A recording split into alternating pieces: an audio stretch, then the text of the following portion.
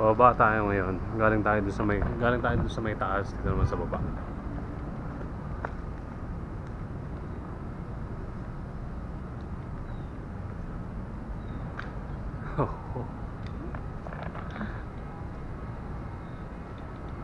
Ngayon lang ulit ako napunta dito. Dati madalas ako dito, nag-skate pa ako doon. Skateboard. Believe it or not, I skate before. And I don't think I can do it anymore. Hay na lang. So, dito sa may baba siya.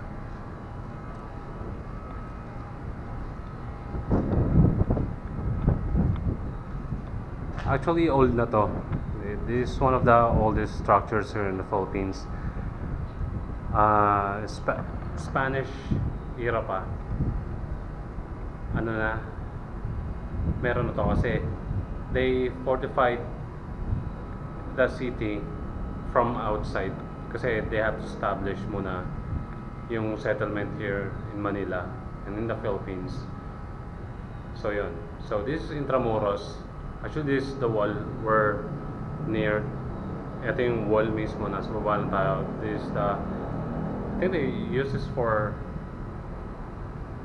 to watch over the place kasi there are, at that time, syempre, the natives, they were trying to fight back the Spaniards. Yun, noong time na yun. So they fortified the city itself to ward off enemies. You have on the other side the Parisian side, which is at the bank of the Pasig River.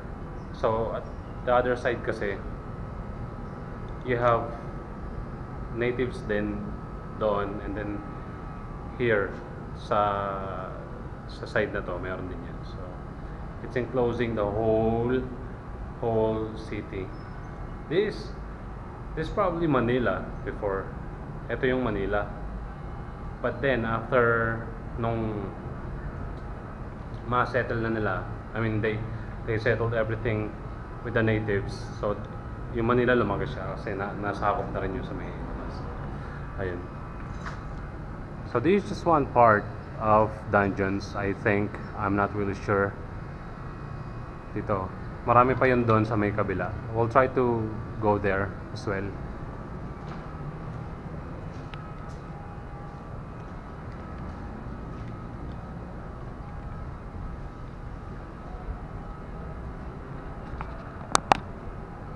Siya medyo vandalized na siya kasi marami na rin pumupunta rito.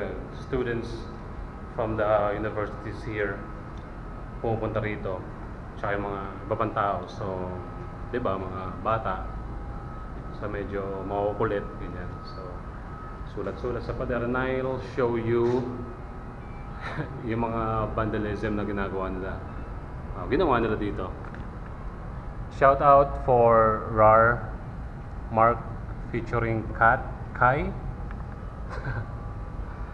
Proud to be Mendelians. Yan. Those are just some of the vandalism or vandals here sa Artikulo. They have that as well.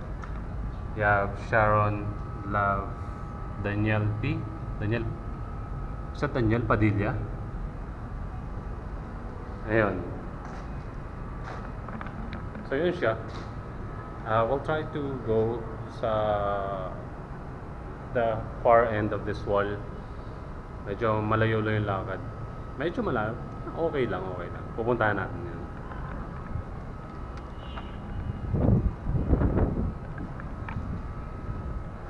Medyo umaambon kanina. The bad thing is, dinala ko yung waterproof case na itong camera, but I don't have the long screw to fix it on the monopod. So yun.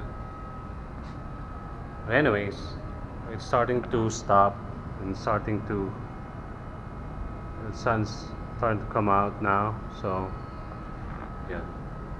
Ito naman tayo sa kabila. Punta tayo sa kabila.